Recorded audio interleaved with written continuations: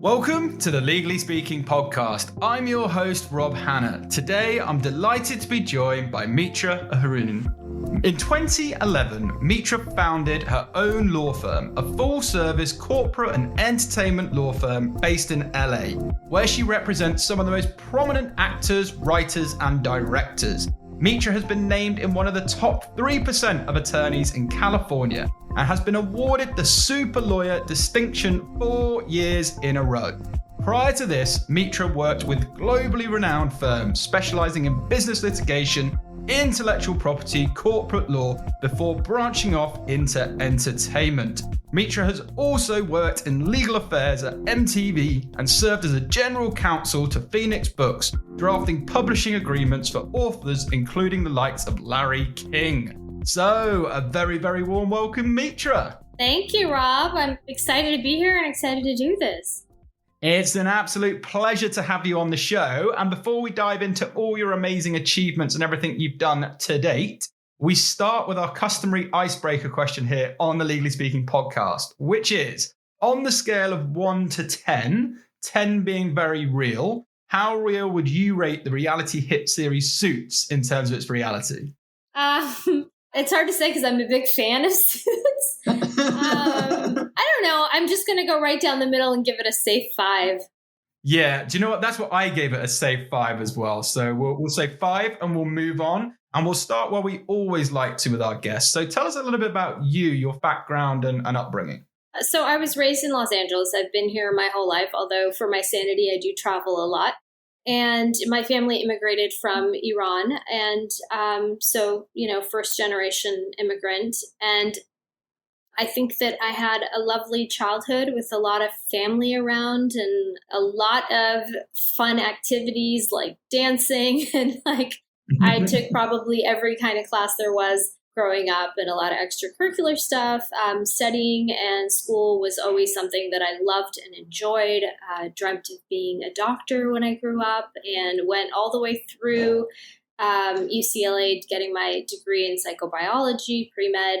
And in my last year of college, my dad got very sick and I did a very sharp pivot into law school because it was only 3 years. And I told myself I can always come back and go to medical school when things kind of settled with my dad being sick and all that. But of course, that didn't happen. So here I am.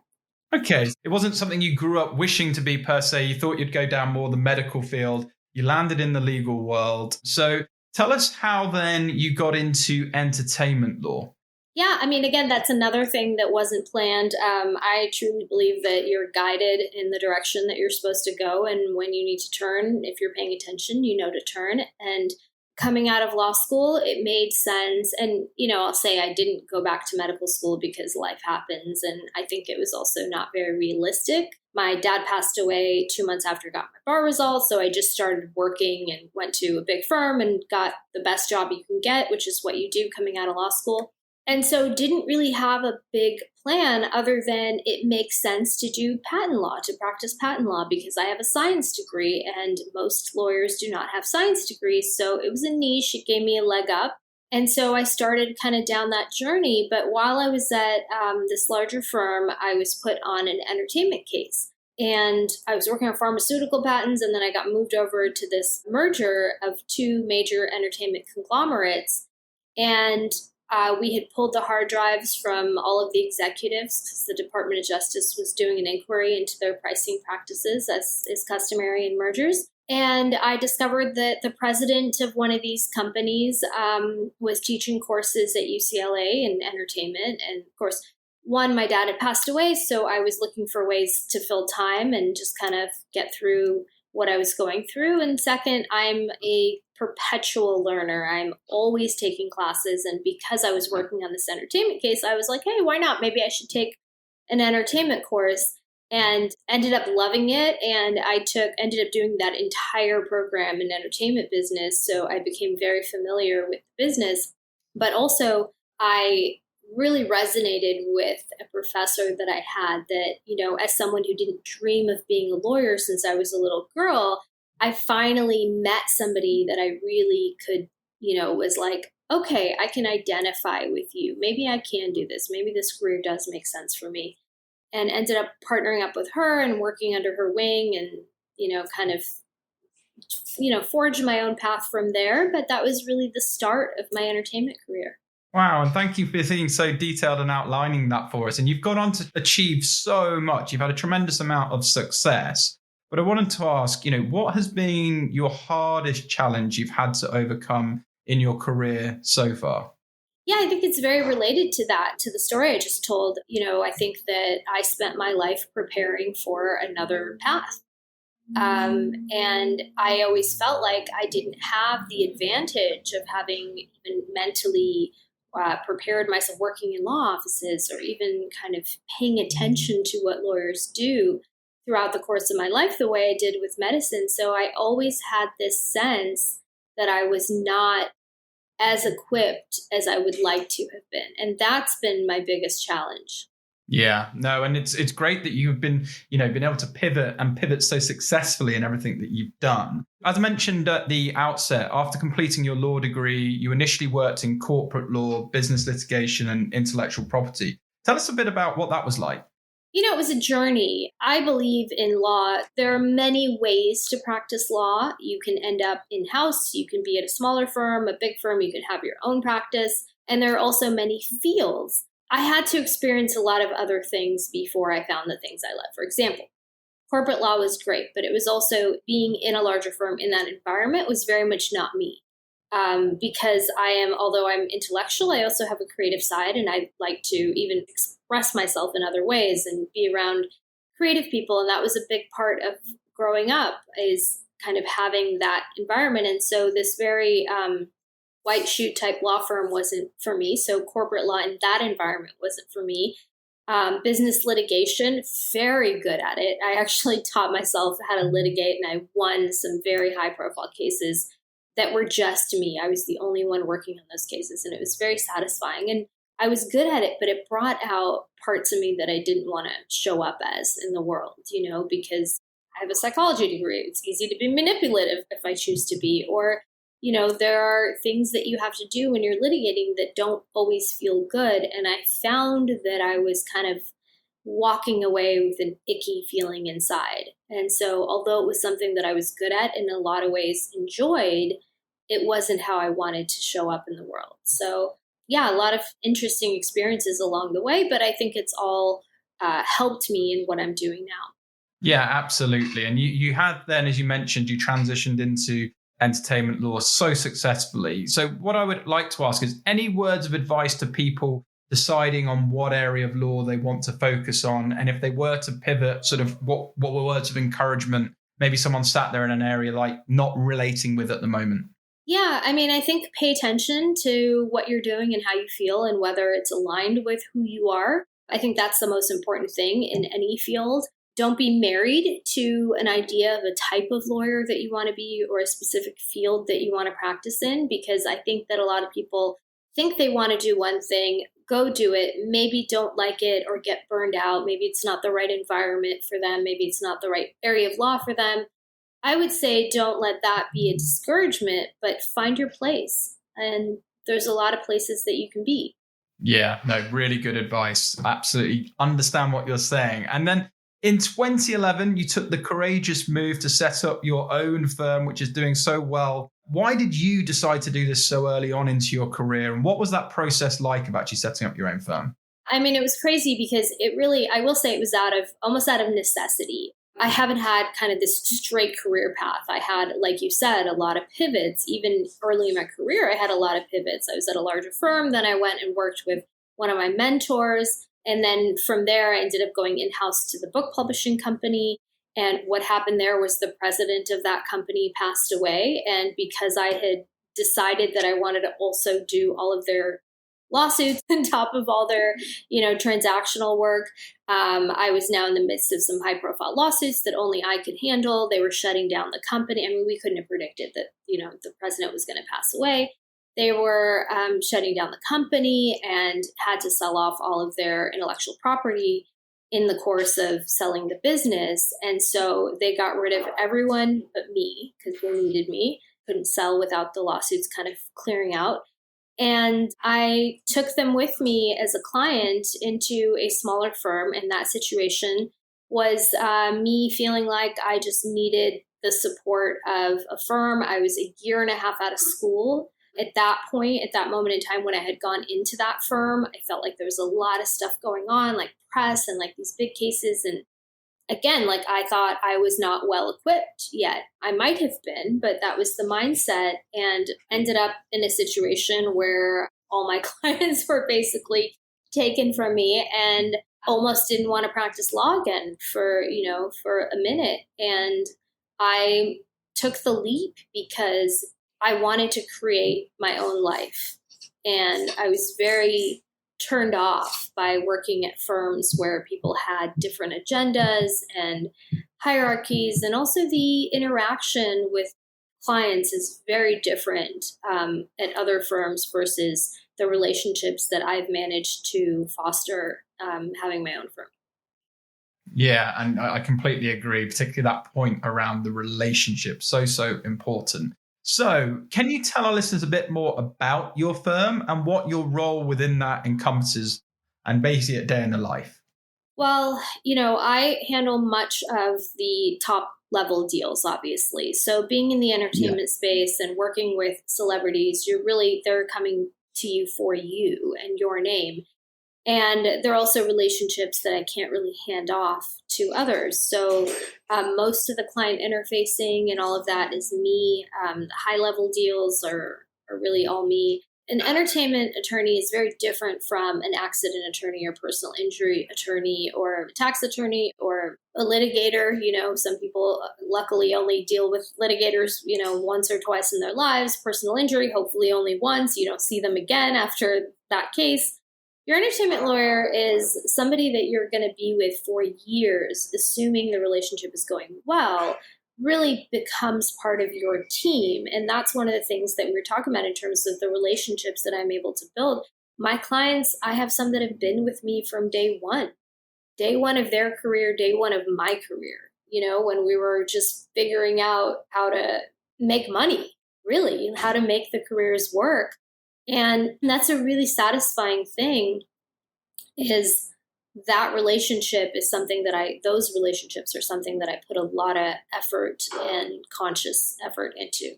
Yeah. And I think that's really sound advice for anybody listening, the importance of really investing in those relationships. So yes, thank you for sharing that, Mitra.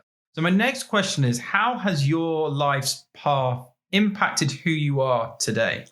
It's definitely made me somebody who pays attention to the signs I'm getting both internally and externally and from the universe in terms of what my journey is on this planet. Because I have had to pay attention to things that are telling me, oh, no, you should be going that way, or that's not where you're supposed to be going. And sometimes they're gentle nudges, and sometimes they're like forceful shoves of like, go this way. And I think just, in a career that I have had to kind of create myself in a way that works for me, I think that's something that I've gotten quite good at. Yeah, no, absolutely. And so what have been some of the most important lessons, challenges you've learned whilst running and building your own business? Yeah, so I would say one is waking up in the morning every day and being your own cheerleader. No one is really going to do that for you. And times when maybe the world gives you different messages, you have to be the one waking up and saying, you got this, you can do this, like, this is great. And that's a big part of being able to go out on your own and do any venture, really, is really having faith in yourself and betting on you. You're going to be investing in something that you're going to create that is yours. So that's one. Two, accountability. Anything that happens is on me, whether that is something small or something big, and whether it's something that wasn't even my fault necessarily. There are things that happen, but also that means that, the successes and triumphs are all me. So that accountability, which is something that's good in any aspect of your life, but bearing the responsibility of ownership is something else. Yeah, I love how you talk about accountability. It's something I talk about all the time. So, despite being awarded super lawyer distinction 4 years in a row, founding your own highly successful firm, and everything else, you've been very open in saying the journey hasn't been easy. And you've talked about potentially overcoming imposter syndrome, self doubt to achieve this success. Can you tell us a little bit about this? And do you have any tips on overcoming those things for those who may be feeling in a similar way? Yeah, definitely. I've always been a very confident person. I was raised by parents who were told me I can do anything and gave me the tools, gratefully, to allow me to find ways to prepare myself. And so I still believe that confidence is trusting in your ability to figure something out. It's not like this I know everything attitude, but it's like I trust myself to be able to figure this out. But I think that even the most confident people have moments where they maybe don't feel like they're equipped or good enough or that they can figure it out. And again, we get a lot of different messages from the world that we sometimes internalize, but also a lot of that is within us. And I had, this thing within me that told me that I needed to have X experience or Y experience, or I needed to have done that, or I needed to have done that to receive some of these accomplishments, to really believe that I deserve them. And, like I mentioned, some of that came pretty early in my career, and it came as a result of my efforts. It wasn't that, I was at such and such place, and so I can say that my firm represented these big names, but really all the work that I did was, and the clients that I have and all of that is my efforts. And so finally getting to a place where I felt that I could 100% own that I had created this life, that I think that is what has kind of helped me overcome this imposter syndrome, but also preparing and educating myself. I'm, like I mentioned, always taking classes, webinars, like reading every book that any expert has written and preparing myself, and also not being afraid.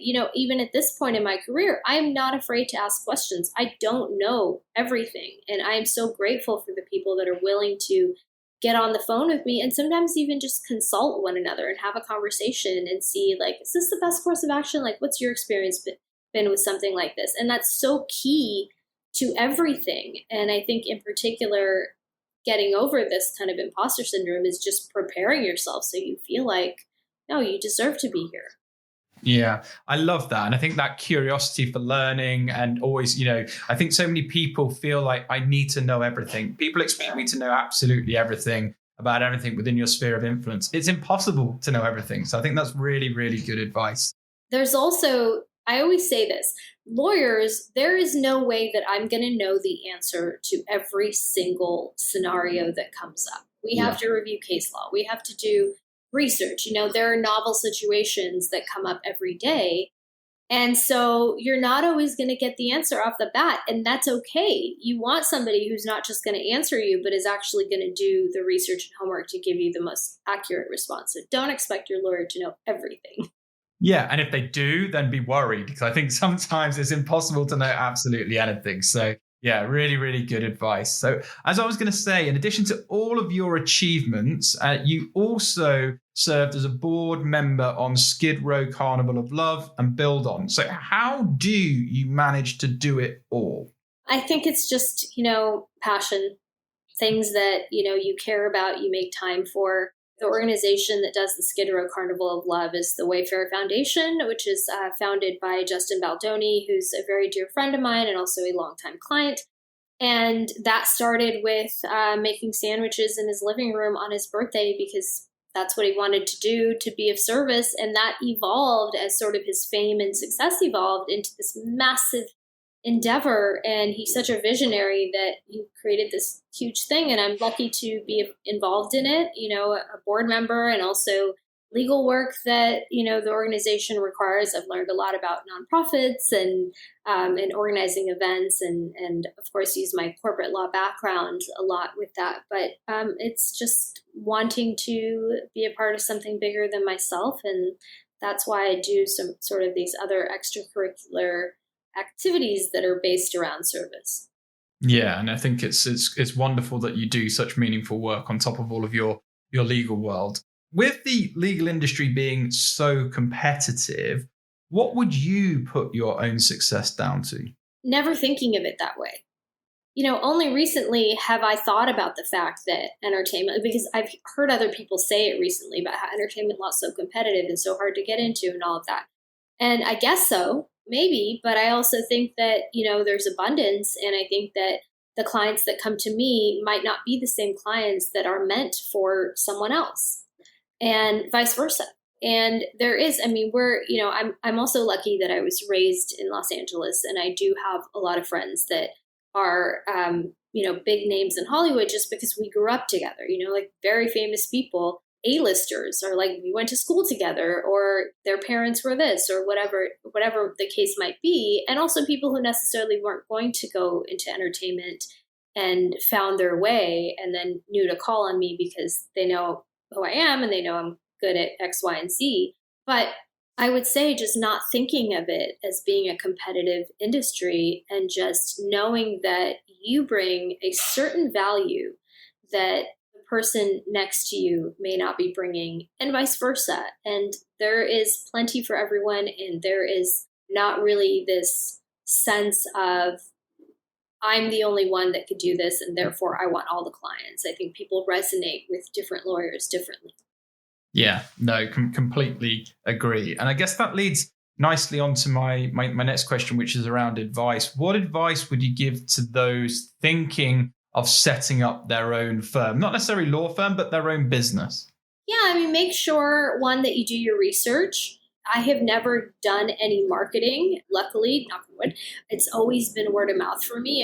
Even to this day, it's still word of mouth. Somebody knows me, likes me, knows my work, or I know somebody who knows someone who needs a lawyer and they connect us. It's really, every day, every week, those are the kinds of ways that I get new clients. But I read every marketing book. And what I actually did that I think may have been unique is I spent a lot of time going inward into what it is that I wanted and what I wanted my life to look like and what I'm about and the values that are important to me and where I want my life to be in 5 years or whatever, or does this work with those goals? And I think spend time thinking about those things, because I really dug into that as a foundation before I made the choices that I did. And then I educated myself and learned from others, but eventually did it my own way. Yeah, and I love that. And that uniqueness has obviously served you successfully so well as you've gone through your entrepreneurial and legal career. And on the theme of success, your first article in Forbes recently came out. So can you tell us a bit more about this?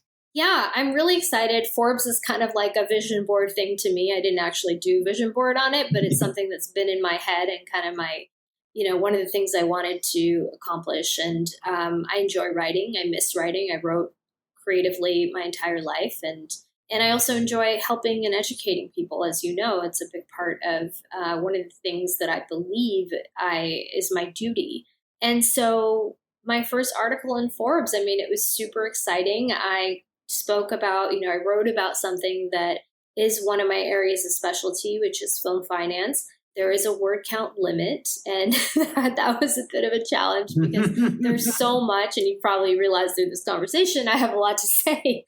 But it's fantastic to at least be able to get some knowledge and information out there, even if it is just kind of the basics to start with.